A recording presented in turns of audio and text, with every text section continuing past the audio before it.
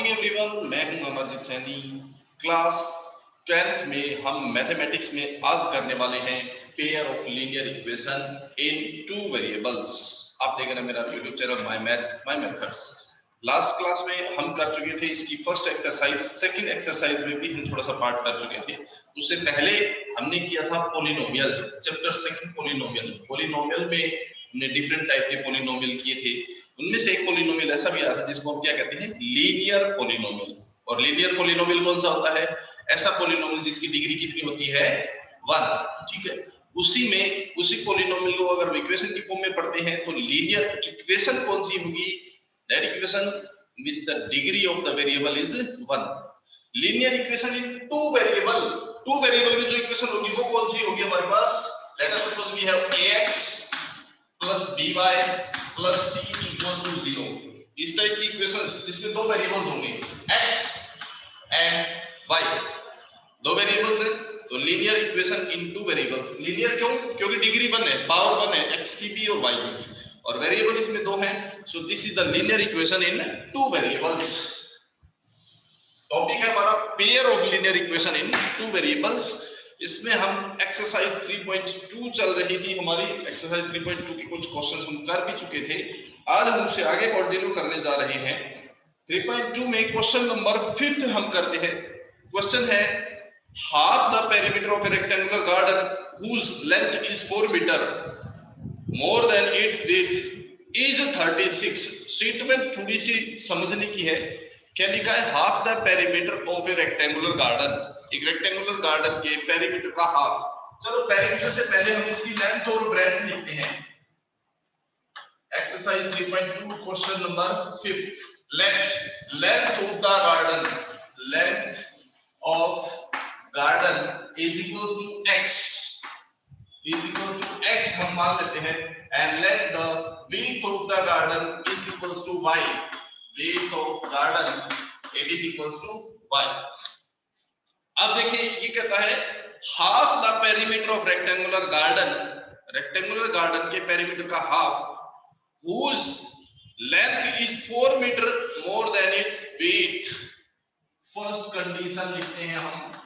क्या लिखा है? Length is 4 metre more than the width। Rectangular garden की जो लेंथ है वो width से 4 मीटर ज्यादा है।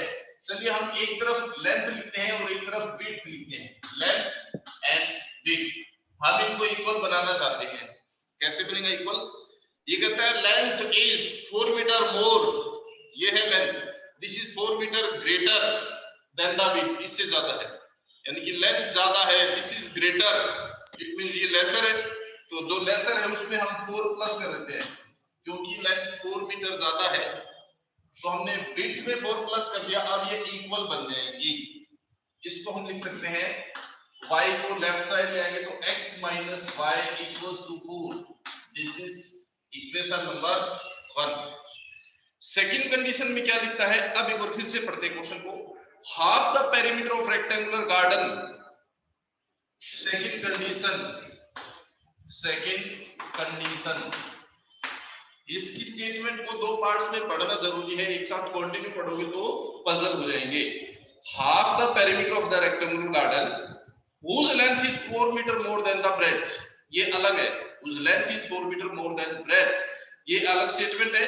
और दूसरी है half the perimeter of the rectangular garden is 36 metre, ये ऐसे है। सेकंड कंडीशन में half of the perimeter, half perimeter कितना लिखा है? 36 ये लिखा है। रेक्टेंगल का पेरीमीटर क्या होता है? 2 into L plus D ये होता है, और इसका हाफ करेंगे तो ये बन जाएगा हाफ ऑफ द पेरीमीटर। 2 से 2 कैंसिल, इसके इक्वल है 36, means x plus y is equals to 36। ये हमारे पास सेकंड इक्वेशन है। Now we have the two equations. अब इन दोनों को सोल्व करके हमने लेंथ और ब्रेड्थ फाइंड करनी है। इक्वेशंस की हेल्प से x और y फाइंड करना है, डायमेंशंस फाइंड करनी है। चलिए दोनों इक्वेशंस को सॉल्व करते हैं। From equation number 1, equation number 1 क्या है हमारे पास? x minus y equals to 4, and from equation number 2 equation number 2 क्या है? x plus y equal to 36। इसमें ये y प्लस माइनस है, ये प्लस है, प्लस y से माइनस y कैंसिल हो जाएगा, प्लस x और प्लस x 2x प्लस 4 और प्लस 36 इट इज 40। अब ये 2x इसका 2 और x मल्टीप्लाई में तो 2 डिवाइड में जाएगा उस साइड जाके, x क्या बनेगा 40/2 मींस 20, x आ गया हमारे पास 20। अब x की वैल्यू हम किसी भी एक इक्वेशन में दोनों में से किसी में भी पुट कर सकते हैं। Let us put x equals to 20 in second equation. चाहो तो फर्स्ट में पुट कर सकते हो, चाहो तो सेकंड में, किसी में भी रख सकते हैं, क्योंकि सेकंड में प्लस था तो सोल्व करना इजी रहेगा, इसलिए हम सेकंड में रखते हैं। तो x की value 20 plus y equals to कितना है 36। 20 को इस साइड जाएंगे तो y इक्वल टू क्या बचेगा 36 minus 20, so y equals to 16। ये बन गया y equals to 16 and x equals to 20। so what is the length of the rectangular garden? Length is 20 meter and what is the width? Width is 16 meter। ये आ जाएगी इसकी length और breadth यानी कि width, dimensions of the garden. ये था हमारा question number 5। Fifth question complete है। अब हम चलते हैं नेक्स्ट क्वेश्चन की तरफ, क्वेश्चन नंबर 6 की तरफ। क्वेश्चन 6 क्या है? एक इक्वेशन गिवन है, linear equation. Given the linear equation 2x + 3y - 8 = 0। अब आगे क्वेश्चन है right another linear equation in two variable. अब हमें टू वेरिएबल में एक और लीनियर इक्वेशन लिखनी है जो क्या हो, ये कहता है ज्योमेट्रिकल रिप्रेजेंटेशन इज किस टाइप की होनी चाहिए। फर्स्ट पार्ट में पूछता है इंटरसेक्टिंग लाइन बननी चाहिए। एक लाइन ये गिवन है, अब हमने अपनी तरफ से सोच के दूसरी लाइन की इक्वेशन लिखनी है। ऐसी इक्वेशन कि ये इक्वेशन और वो इक्वेशन दोनों आपस में ग्राफ ड्रॉ करने पर इंटरसेक्टिंग लाइंस बने। अब इंटरसेक्टिंग लाइंस के लिए हमने क्या किया था, लास्ट क्लास में हमने पढ़ा था कोई भी दो लाइन जो है pair of linear equations intersecting कब होता है? इंटरसेक्टिंग होता है if a1/a2 not equals to b1/b2। यही था a1/a2 not equals to b1/b2 means यहां और यहां जो आएगा उनका रेशियो और इनका रेशियो, ये रेशियो और ये रेशियो सेम नहीं होना चाहिए, अलग अलग होना चाहिए, है ना। अलग अलग मींस इनको डिवाइड करने पर जो आंसर रहेगा और इनको डिवाइड करने पर जो आंसर रहेगा वो सेम नहीं होना चाहिए। इट मींस हमें ऐसा करना है कि इसको अलग नंबर से मल्टीप्लाई कर दो और इसको अलग नंबर से, तो बन जाएगी आपकी इक्वेशन। तो पहले ये कहता है इंटरसेक्टिंग लाइंस, इंटरसेक्टिंग लाइन। अगर इंटरसेक्टिंग हम लाइन बनाना चाहते हैं तो क्या करेंगे, इसकी मल्टीप्लाई किसी और नंबर से करो और इसकी मल्टीप्लाई किसी और नंबर से, इसकी मर्जी है, इसको कैसे भी कर लेंगे। तो इंटरसेक्टिंग बनाने के लिए इसको तो मान लो हमने 1 से मल्टीप्लाई किया, 1 से करेंगे तो 2x, इसको 1 को छोड़कर किसी भी और से कर सकते हो मल्टीप्लाई, 2 से 3 से 4 से किसी से भी कर दो, ठीक है। 2 से कर दिया, 3 से कर दिया, मान लो 2 से कर दिया तो ये हो गया 6y। ओके, -8 है -2 कर दो, +2 कर दो, कुछ भी कर सकते हो आप, +5 = 0। अब ये दोनों जो लाइंस होगी इनका ग्राफ ड्रॉ करने पर हमेशा इंटरसेक्टिंग लाइंस आएगा। तो इंटरसेक्टिंग लाइंस जब भी बनानी हो याद रहे x के वेरिएबल की और y के वेरिएबल की अलग अलग नंबर से मल्टीप्लाई कर दो, अपने आप इंटरसेक्टिंग लाइंस बन जाएंगी। सेकंड पार्ट में ये कहता है कि पैरेलल लाइन बननी चाहिए, पैरेलल लाइंस। अब जो फर्स्ट एक्सरसाइज में हमने पढ़ा था, सेकंड एक्सरसाइज में कोई भी दो लाइंस पैरेलल कब होती है, इसका जो बेसिक पढ़ा था, पैरेलल की कंडीशन क्या थी, इंटरसेक्टिंग की कंडीशन हमने पढ़ी थी a1/a2 not equals to b1/b2, ये थी, ये कंडीशन थी इंटरसेक्टिंग लाइंस। दूसरी condition a1/a2 equal to b1/b2 equal to c1/c2 हो तो कैसी थी, कोइंसिडेंट लाइंस, दोनों लाइन कोइंसिडेंट होंगी। एंड तीसरी कंडीशन थी a1/a2 इक्वल b1/b2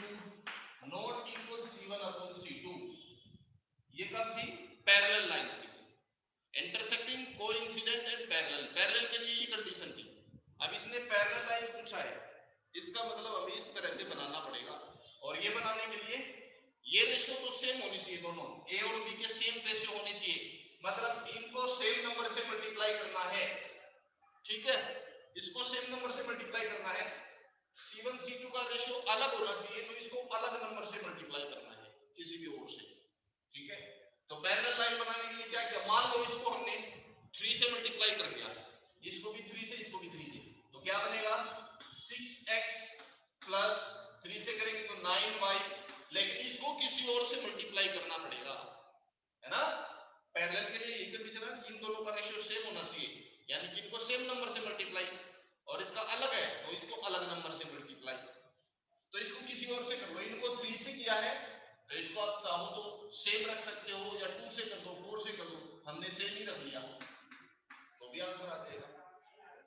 इनको दोनों को 3 से मल्टीप्लाई किया और इसको 1 से किया, बन गई इक्वेशन, ठीक है। तो इस तरह से आप बना सकते हो। तीसरी इक्वेशन में पूछा इसने लाइंस कैसी होनी चाहिए, कोइंसिडेंट। कोइंसिडेंट लाइन कब बनेगी भाई, कोइंसिडेंट की कंडीशन क्या थी, तीनों का रेशियो सेम होना चाहिए, तो तीनों को हमें सेम नंबर से मल्टीप्लाई करना है, ये याद रखना। तीनों को 2 से कर दो, 3 से कर दो, 4 से कर दो, किसी से भी कर दो। मान लो हम इसको क्या करते हैं 4 से मल्टीप्लाई कर देते हैं या 2 से मल्टीप्लाई कर देते हैं, लेट अस मल्टीप्लाई विद 2, 2 से करेंगे तो क्या हो जाएगा 4x, इसको 2 से करेंगे तो 6y, और इसको 2 से करेंगे तो 16 इक्वल टू 0, ये बन, ठीक है। तो ये आपकी तीनों इक्वेशंस बन जाएंगी, जिनमें से एक लाइन क्या होगी आपकी इंटरसेक्टिंग हो जाएगी, ये लाइन इसके साथ, ये लाइन इसके साथ क्या होगी पैरेलल, और ये लाइन इसके साथ क्या हो जाएगी कोइंसिडेंट। 6th क्वेश्चन के बाद नेक्स्ट है हमारा 7th क्वेश्चन। क्वेश्चन है दो लाइंस की इक्वेशन गिवन है, x - y + 1 = 0 and 3x + 2y - 12 = 0। Question है draw the graph of these two lines, इन दोनों लाइंस का हमने ग्राफ ड्रॉ करना है। आफ्टर दैट ये कहता है find the coordinates of the triangle. मान लो इसकी दोनों लाइन जब ड्रॉ करते हैं, मान लो एक ये लाइन आई और दूसरी ये लाइन ऐसे बन गई मान लो, ठीक है। तो अब ये दोनों लाइंस x एक्सिस के साथ एक ट्रायंगल बना रही है, देखो ये x एक्सिस, ये फर्स्ट लाइन, ये सेकंड लाइन, इनके बीच क्या बन गया ट्रायंगल बन गया, है ना, ये ट्रायंगल बन गया। तो हमें इसके वर्टेक्स बताने, ये क्या होगा, ये वर्टेक्स क्या होगा और ये वर्टेक्स क्या होगा, ये तीनों वर्टेक्स बताने क्या होगा, ठीक है। और इस ट्रायंगल को एरिया को साइडेड भी करना है, x एक्सिस और दोनों लाइंस के बीच पूछा है। क्वेश्चन एग्जाम में आपसे y एक्सिस भी पूछा जा सकता है, अगर y एक्सिस और ट्रायंगल के बीच पूछा जाए लाइंस के बीच, तो ये वाला ट्रायंगल बनेगा। फिर अगर y एक्सिस के साथ पूछा जाए तो ट्रायंगल बनेगा ये, ध्यान रखना कौन सी एक्सिस के साथ पूछा है वो ध्यान रखेंगे। चलिए स्टार्ट करते हैं क्वेश्चन। हम ग्राफ ड्रॉ करना पड़ेगा और ग्राफ के लिए प्रोसीजर हमारे पास सेम है। क्या करते थे ग्राफ ड्रॉ करने के लिए, हम दोनों लाइंस के लिए टेबल बनाएंगे, ठीक है, और उन टेबल के बेसिस पे उसका ग्राफ बनाते हैं। तो table for equation number 1, table for first equation, और यहां बना लेते हैं table for second equation, table for second equation. First equation के लिए टेबल बना लेते हैं हम इधर,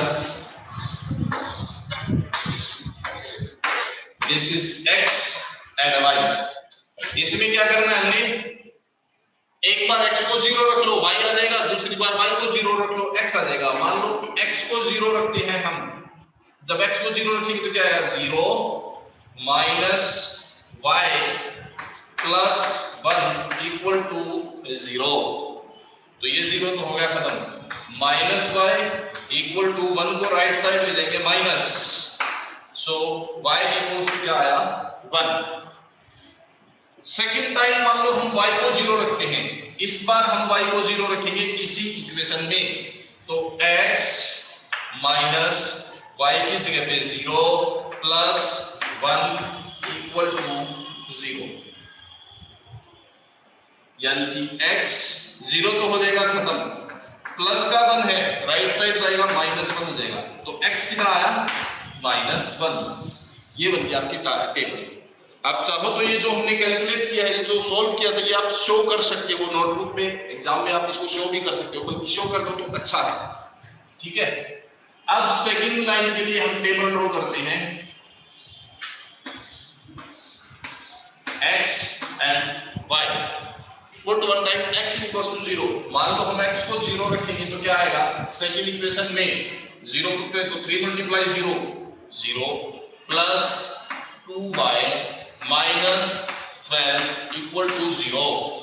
12 को ले जाते हैं राइट साइड, तो 2y equal to 12 right side जाके क्या होगा, plus means y equal to 12 upon 2, कितना आ गया 6, हो गया 6।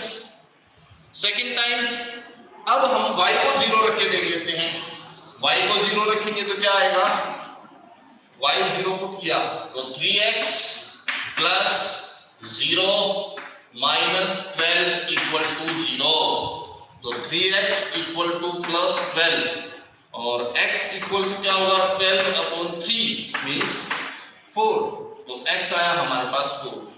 बन गई दोनों की टेबल। आप ये चीज नोटबुक में अपने एग्जाम में ये चीज आप लिखो तो बेटर है, अच्छा है, ये चीज भी लिखें, ठीक है। अभी देखिए इसका ग्राफ, अब हम बनाते हैं ग्राफ।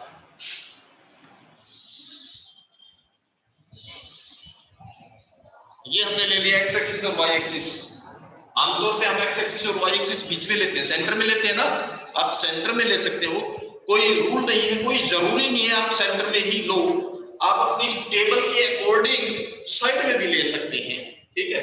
मैंने साइड में क्यों लिया, क्योंकि देखो x की वैल्यू 4, y की वैल्यू 6 जा रही है और माइनस में बहुत कम है 1, माइनस में कम है तो हमने माइनस वाला एरिया कम रखा है, और प्लस में ज्यादा थी तो हमने प्लस वाला एरिया ज्यादा रखा है। इस तरह से आप वैल्यू ले सकते हैं, ठीक है। वैसे अगर आप बिल्कुल सेंटर में लेते हो तो ज्यादा अच्छा रहेगा, क्योंकि फिर कोई आपको ज्यादा सोचने की जरूरत नहीं पड़ेगी। अब लेने हैं इसमें पॉइंट्स, मैक्सिमम वैल्यू कितनी है +6, मिनिमम कितनी है -1, तो इसमें पॉइंट इतनी डिस्टेंस पर ले, इस तरह से ले कि 6 तक आराम से टेबल कवर कर जाए। तो चलो ये लेते हैं x इज 1, ये हो गया हमारे पास 1 2 3 4 5 6। आपको ये चीज स्केल की हेल्प से इक्वल मेजर करके नाप के लेनी है, ठीक है। अगर आपने ये कम ज्यादा कर दी, मान लो ये बड़ी कर दी और ये छोटी कर दी तो गलत हो जाएगा, ध्यान रखना। सिमिलरली -1 -2, माइनस में 2 तक जरूर काफी है, आगे जरूरत नहीं है क्योंकि माइनस में 1 ही था हमारे पास।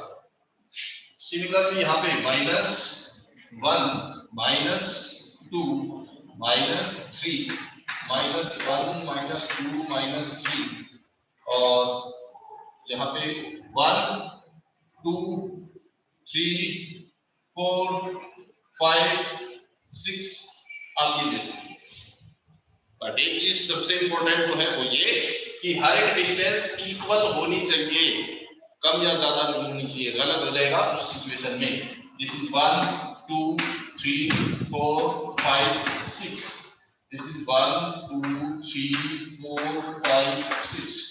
तो ये हमारे पास आ गई है x and x dash, this is y and y dash, और ये ओरिजिन।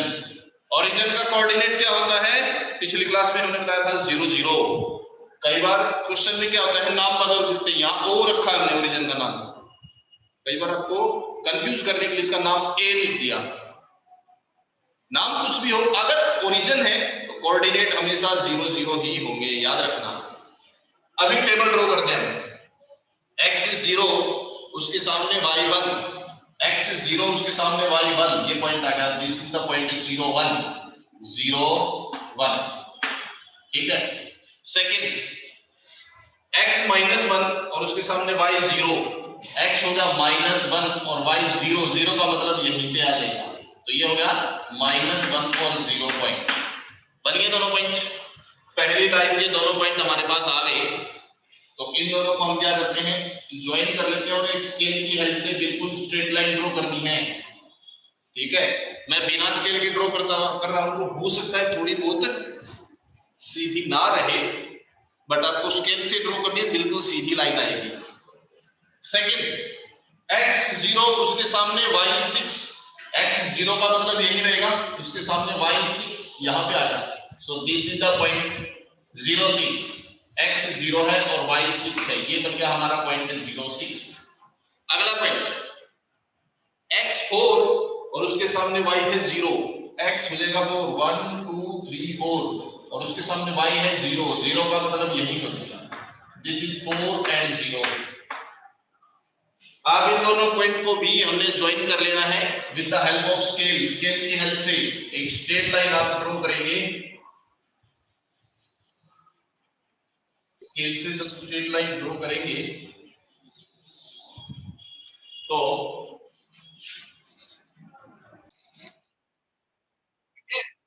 जब ये लाइन ड्रॉ कर लोगे आप, तो आपकी इस ट्रायंगल का नाम बताना है हमने, क्या है, एक्स एक्सिस, और इन दोनों लाइंस के बीच जो ट्रायंगल बनेगी, एक ये लाइन और एक्स एक्सिस, इसके बीच भी ये ट्रायंगल बन गया, इसको थोड़ा सा डार्क कर देंगे हम, ठीक है।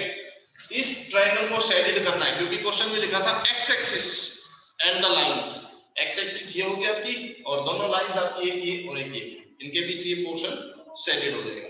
अब इन तीनों के कोऑर्डिनेट्स भी पूछे हैं। कोऑर्डिनेट मतलब ये पॉइंट और ये पॉइंट, इसका हमने नाम रख लिया ए, इसका रख लिया बी और ये रख लिया सी, ए बी और सी। ए पॉइंट कितना है, जब हमने ड्रॉ किया था यहां लिख लिया था, इसीलिए लिखा था हमने, बाद में याद रहे ना रहे, इसलिए जो भी पॉइंट ड्रॉ करते हो साथ में लिख लो, -1 0, ये वाला कितना था 0 1, ये क्या था 0 6, इस तरह से सारे लिख ले। तो ये -1 0 है ए पॉइंट, बी पॉइंट 4 0 है, सी पॉइंट हमें ग्राफ में देख के पता करना पड़ेगा। अगर आपने ग्राफ एग्जैक्टली सही बनाया है तो आप एक्स एक्सिस के सामने कितना है वो देख सकते हैं और वाई एक्सिस के सामने कितना वो देख सकते हैं। एक्स के सामने 2 और वाई के सामने 3, तो 2 3 आ जाएगा। सी पॉइंट, ए बी और सी, ये तीनों पॉइंट बता सकते हैं। मान लो बाई चांस ये पॉइंट देखने में कहीं कोई कंफ्यूजन है, बिल्कुल एग्जैक्ट नहीं देख पा रहे हैं, तो आप फिर इक्वेशंस को सॉल्व करें, जैसे 5th क्वेश्चन में पेरीमीटर वाले क्वेश्चन में हमने सॉल्व किया था, उसी तरह से सॉल्व करके और फिर एक्स वाई की वैल्यू निकाले, ये पॉइंट बन जाएगा, ठीक है। तो ये हमारा क्वेश्चन कंप्लीट होता है, क्वेश्चन नंबर 7 एक्सरसाइज 3.2 यहाँ पे कंप्लीट होती है। आज की क्लास हम यही खत्म करते हैं। नेक्स्ट क्लास में नेक्स्ट टॉपिक पढ़ेंगे solution of pair of linear equations. Pair of linear equations को सॉल्व करना कैसे करेंगे, अभी तक हमने किया ग्राफिकल मेथड से, ग्राफ ड्रॉ किया, जहां पे लाइंस इंटरसेक्ट करती है वो उसका सॉल्यूशन होता है। But without drawing the graph हम लीनियर इक्वेशंस को कैसे सोल्व करेंगे, पेयर ऑफ लीनियर इक्वेशन को कैसे सोल्व करेंगे, वो हम नेक्स्ट क्लास में करेंगे। हमारे पास 2-3 डिफरेंट मेथड है, elimination method, substitution method and cross multiplication method. ये 3 मेथड्स हैं जिनको हम 1 बाय 1 नेक्स्ट क्लास में डिस्कस करेंगे। आज के लिए इतना ही करते हैं, बाकी हम नेक्स्ट क्लास में फिर से मिलते हैं। तब तक के लिए खुश रहें, स्वस्थ रहें। Thank you very much and have a nice day. Bye bye.